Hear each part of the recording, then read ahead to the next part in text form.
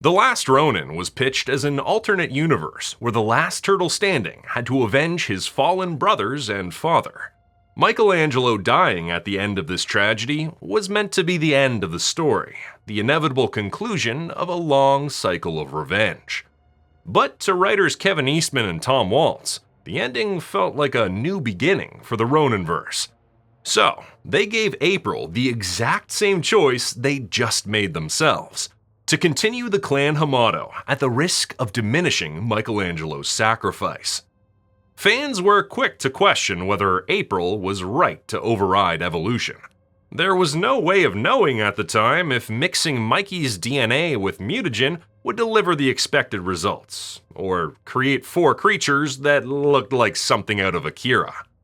Furthermore, creating four heroes in a world that wasn't ready for them is only slightly better than raising four ninja assassins to avenge a person they never met. Both were selfish motivations, and at least one of them prolonged a cycle of revenge that ended up claiming their lives. Would April's experiments make things better or worse? Join me today as I explore The Last Ronin II: Re-Evolution and the ethical repercussions of April's experiment. Up to this point, we knew The Last Ronin was a feud between two families, but it wasn't until Re-Evolution that we learned how it all came to be. It's a familiar story of the two best ninja warriors from the Foot Clan, Hamato Yoshi and Oroku Nagi. The two men had been friends since they were kids, but as Nagi grew up, he became obsessed with taking control of the Foot Clan and was determined to eliminate anyone who stood in his way. If this wasn't already a red flag, their relationship was completely shattered once Tang Shen, the woman Nagi was interested in, chose Yoshi. This turned Nagi dangerously mad, and before he could beat her to death, Yoshi killed Nagi. Unfortunately, violence begets violence. Nagi's only son, Saki, swore revenge against Yoshi, and this started a blood feud between the two families, dividing the clan. Many soldiers, along with the Hamato family, retreated to the safety of the mountains, eventually turning into Clan Hamato. The rest of the clan sided with Saki and turned to the dark and dishonorable underworld of power, crime, and murder. For the safety of their family, Yoshi and Shen agreed to seek refuge in New York until a proper truce could be negotiated. Yoshi took only his most precious belongings, including his pet rat Splinter, and with the help of the elite sensei Master Yip, they made the journey east. It was pointless, as Saki, now going by the identity of the Shredder, found them and killed them. This should have ended the cycle of revenge. But Splinter escaped to the sewers, where he found four baby turtles waiting in a puddle of ooze. After realizing their transformation, Splinter trained them to avenge his master Yoshi, a man they had never met, and end the Foot Clan's reign of terror forever. Years later, the turtles killed Saki, but this didn't end the cycle. The Foot continued under the rule of Saki's daughter, Oroku Karai. This made the turtles realize they also needed to protect the innocent lives caught in the middle of this conflict.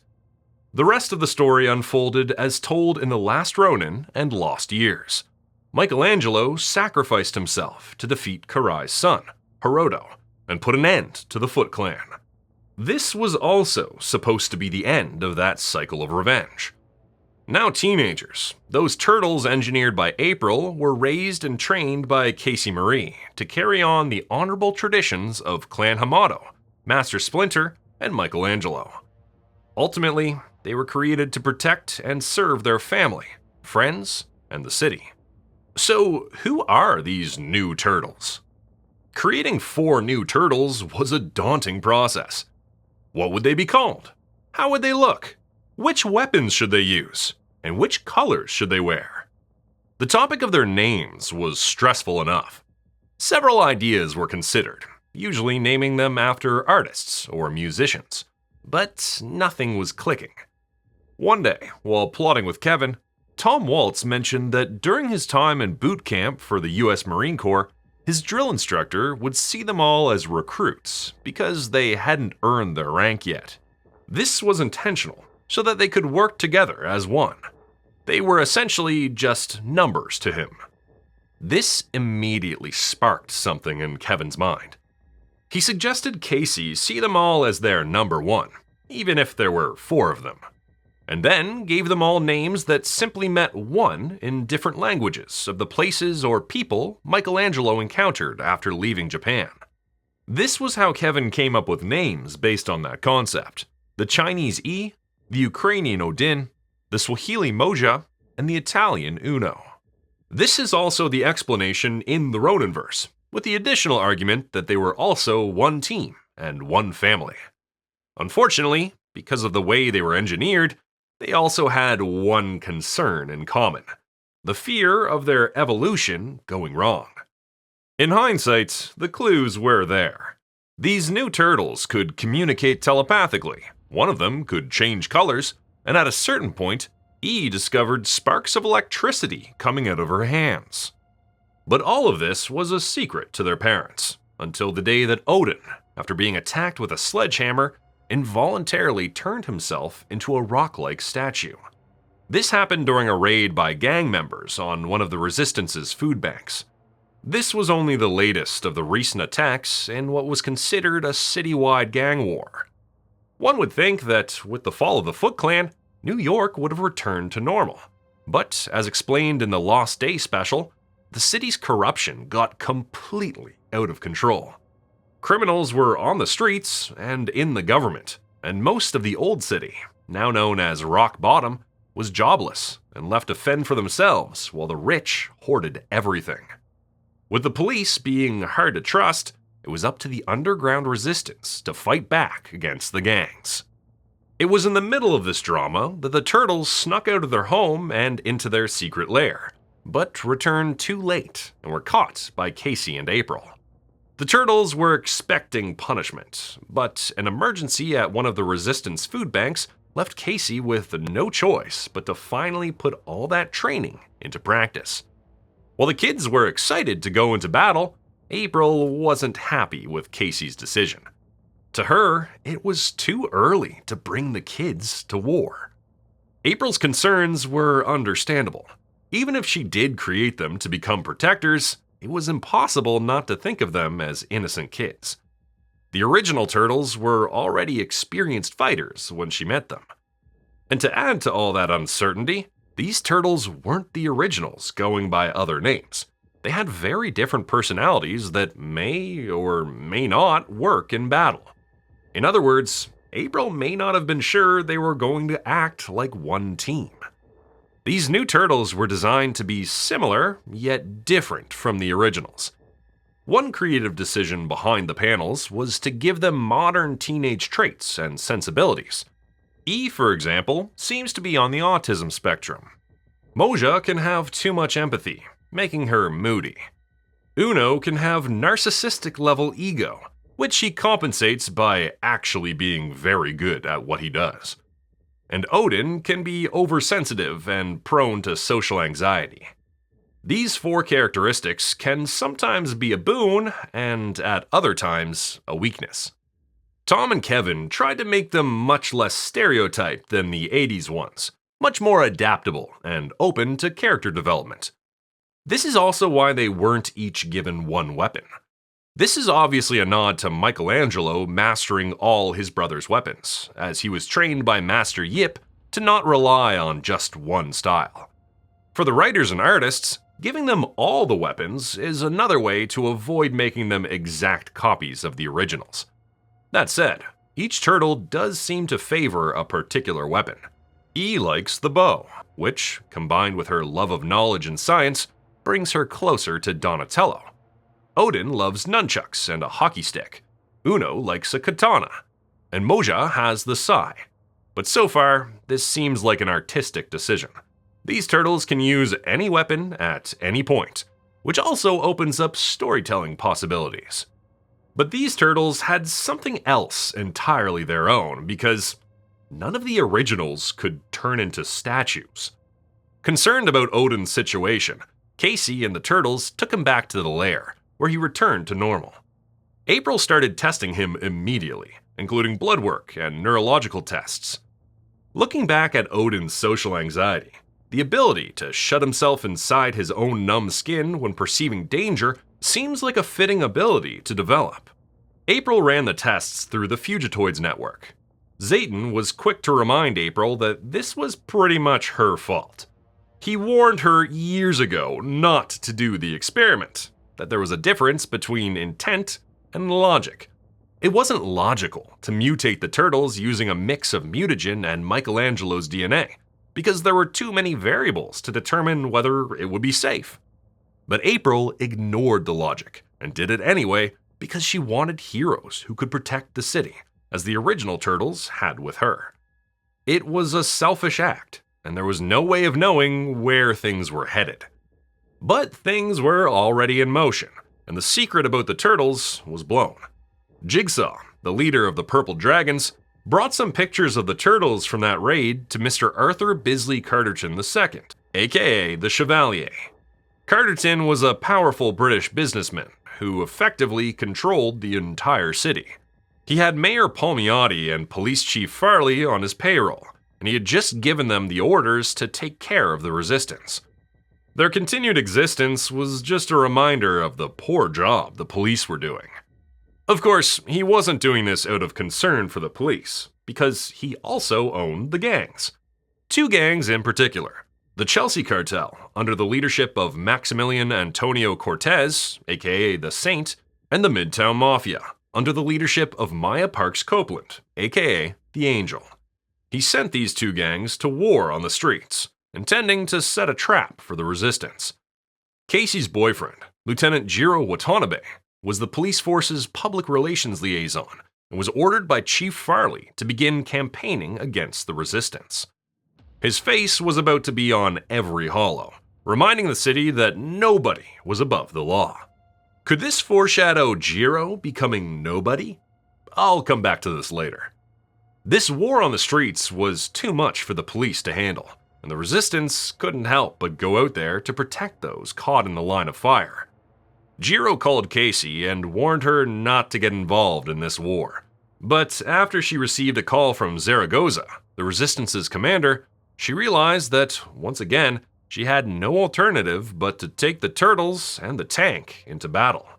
But they never made it to the epicenter of the battle, because, on their way, they found Channel 6 reporter Amanda Rose Connor in danger and went to her rescue.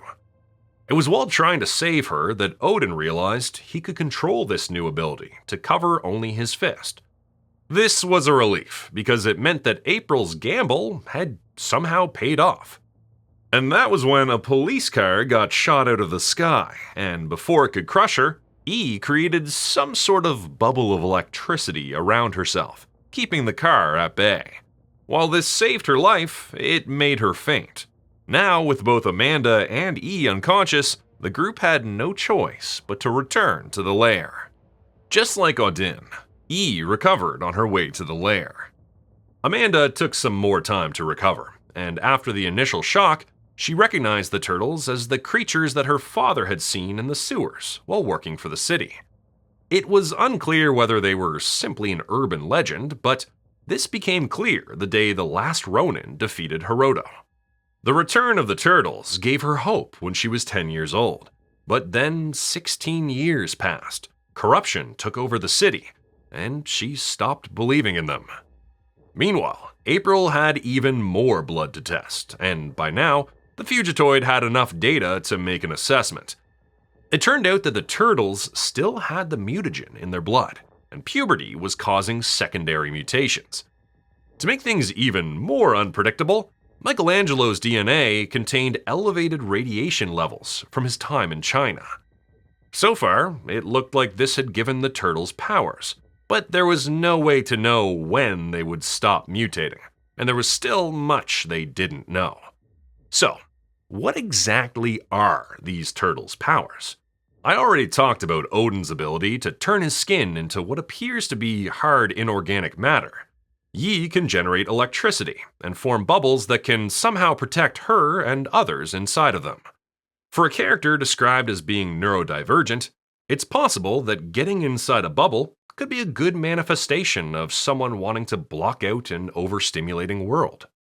I'm not sure if this was the intention, especially with Odyn having shut down inside his skin. But his power literally allows him to get a thicker skin, which seems different from what E is doing, blocking out the world. Initially, Tom wanted their powers to make sense for reptiles. He once mentioned E's ability coming from an electric eel, which, I know, is a fish, so we can assume that the idea was abandoned at some point. In fact, it all started because of Uno's ability to change colors.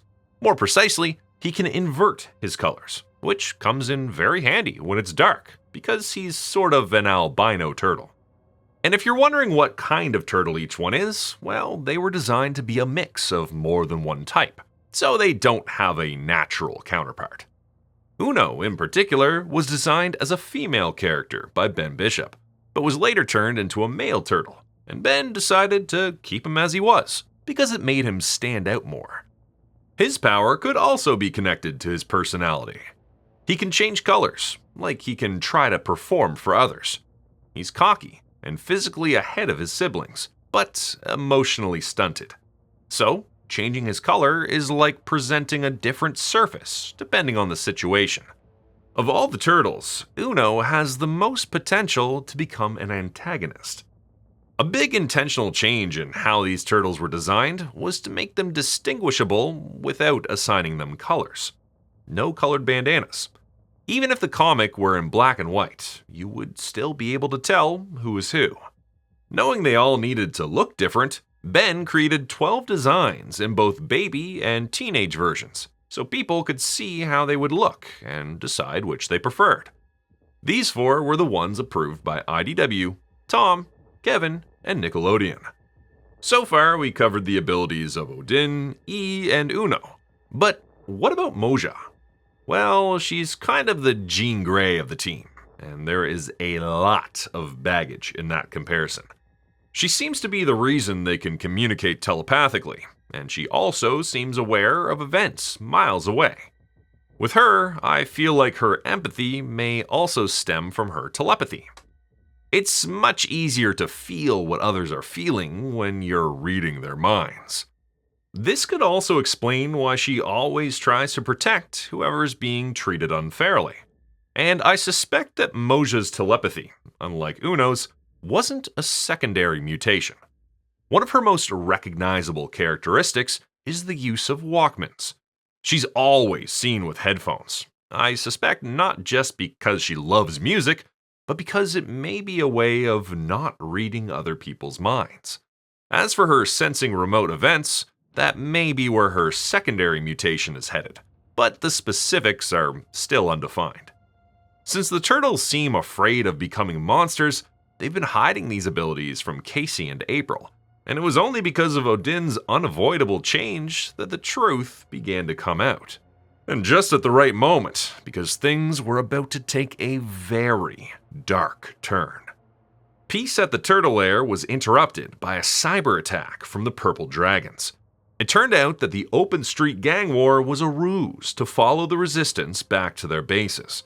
One particular gang, the Crusader Knights, was assigned to attack the bases, while the Purple Dragons were right outside the lair, hacking their way in to bring the mutants to the Chevalier. Realizing they didn't have much time, April initiated the Teddy Bear Protocol, which shut off the seawater pumps, immediately flooding the rock bottom. The protocol was called this because it meant the resistance would need to rendezvous on Roosevelt Island, which was their super-secret backup headquarters that even Casey didn't know about. Honeycutt, who appeared to have been destroyed during the cyber attack, moved to Roosevelt Island, where he created an android body for himself. During his investigation, he suspected the attack was coordinated from the Chevalier's tower, but he also found another anomaly from the former Foot Clan's tower. The immediate surroundings of the tower had remained suspiciously immune to the recent crime wave. With his plans thwarted by the flood, the Chevalier arranged a truce between the gangs and reprimanded Jigsaw for his failure. The bitter taste of this defeat prompted Jigsaw to gather more intel on the mutants. Back on the island, Tinker 2, a woman who specialized in bartering curiosities, whose father had died in the original unintentional flood caused by April's plan against Baxter, showed up aboard her submarine with more survivors. But, as you can imagine, she was very angry at April. She understood that they had very little time to react, but she lost everything except the submarine. And this was the second time that April's decision changed her life.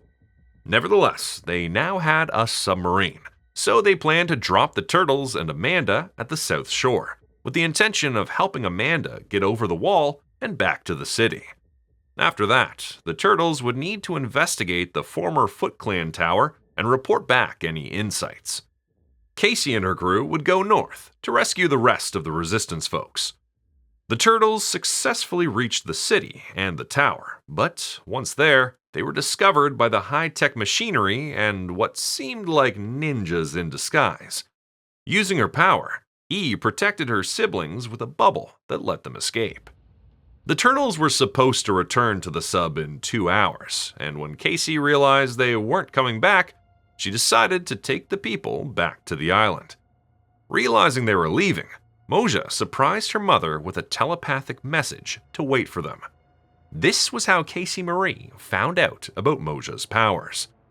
They returned to the island together, but they had very little time to unpack what happened, as Moja sensed that they were about to get attacked by the Crusader Knights. She alerted everyone on the island with her powers, and a battle ensued.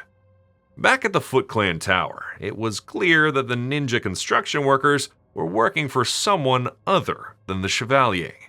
Having been found out, they had no choice but to accelerate their timeline significantly, and with strike forces operating both within the city and outside Roosevelt Island, they were given the go-ahead to commence Operation Phoenix. Ninjas came out of nowhere, attacking the Resistance, the Crusader Knights, the street gangs, and even the mayor and the police chief. Having figured out their silent partner had decided to break his silence, the Chevalier decided to stay put in the safety of his tower. After hearing about the mayor's demise, Jiro lamented that it was all happening so fast, leaving readers with the feeling that something horrible was about to happen to Casey. And it was! Casey found herself surrounded by the Foot Clan at the beach. She was determined to go down fighting, but she received a surprise assist from Clan Hamato, whose sudden appearance on the scene turned the tide in their favor. Unfortunately, Jigsaw followed the Turtles back to the island.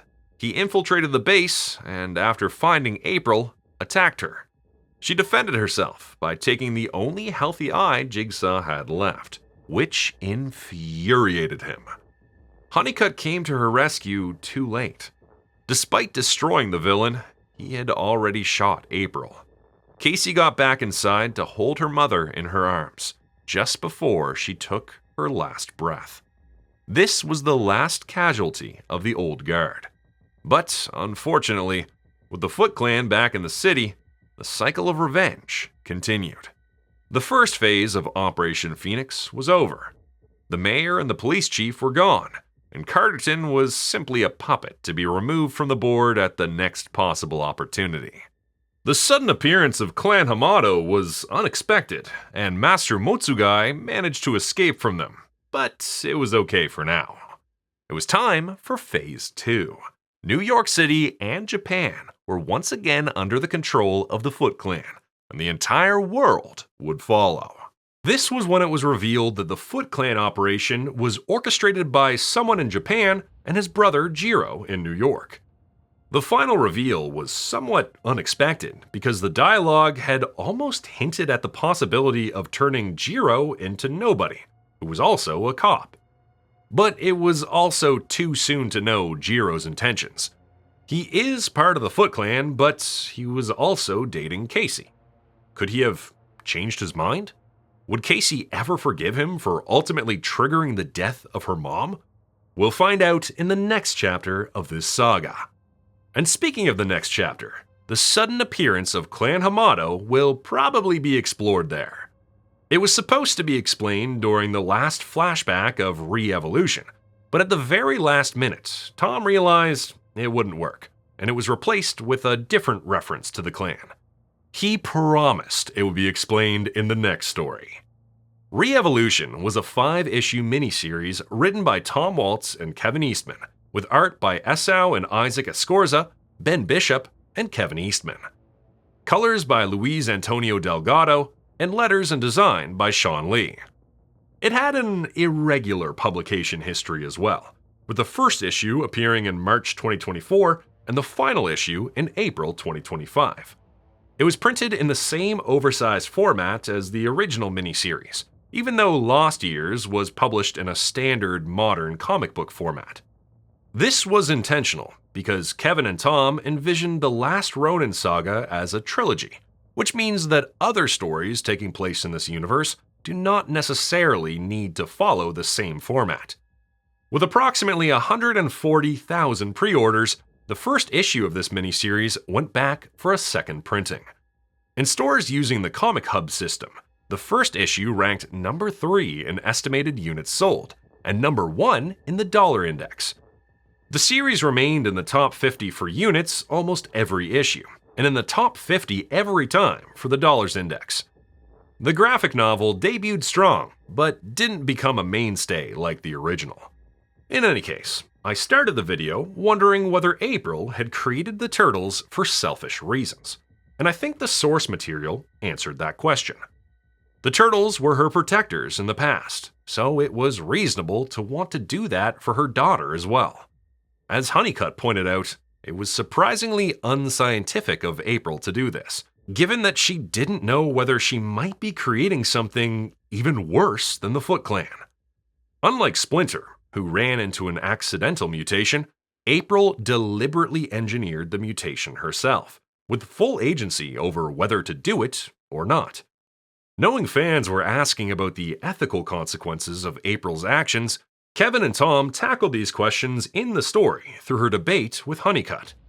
And while the professor seemed to entertain the idea of looking for a universal plan, it was clear that April didn't do things out of faith, but out of hope. Unfortunately, April died before she could prove if her gamble was justified. This was intentional because, in Tom's words, people often die, leaving unanswered questions that their significant others would then need to figure out. Of course, it's hard to ignore that the reason April's decision is so whimsical has less to do with her believing in a universal plan and more to do with Kevin and Tom originally ending The Last Ronin on a hopeful note. And if fans were interested, they could continue the Roninverse from there. The original miniseries did record-breaking numbers for IDW, with the first issue getting 2 reprints and selling over 200,000 copies. The business risk of walking away from that demand was greater than the creative risk of continuing it, especially given the publisher's market share. And as a brand, Last Ronin still sells very well, not only in collected editions, but also on action figures, and even appearing on Magic the Gathering cards. Whether these turtles turn out to be monsters or not, one cannot deny that Kevin, Tom, Ben, Louise, and April created a very unique new generation of turtles. And speaking of the Roninverse, I already mentioned that Tom and Kevin envisioned the saga as a trilogy, which means a third miniseries is yet to come. In the meantime, this doesn't stop them from releasing other stories set in this universe, like the brand new Trading Day special, which serves as a midquill or interquill set between issues 3 and 4 of the original miniseries. So be sure to get a copy. What are your thoughts on this middle chapter of the Last Ronin saga? Does April's decision bother you? Or are you just happy to have new turtles? Let me know in the comments. Thanks for watching. See you in the sewers.